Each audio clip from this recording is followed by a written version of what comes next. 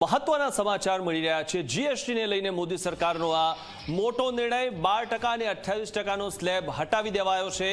હવે 5 અને 18%નો સ્લેબ જ લાગુ રહેશે।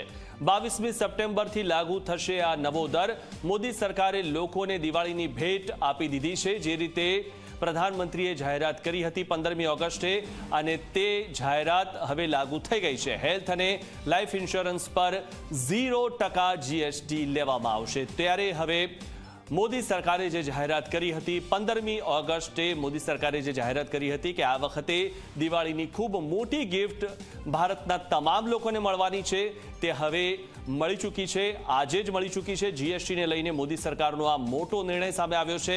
12% અને 28%નો સ્લેબ હટાવી દેવામાં આવ્યો છે।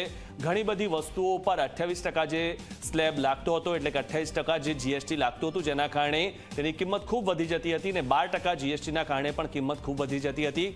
ત્યારે હવે માત્ર 2 જ જીએસટી લાગશે, એક 5% અને એક 18%। આ 2 જ સ્લેબ લાગુ રહેશે।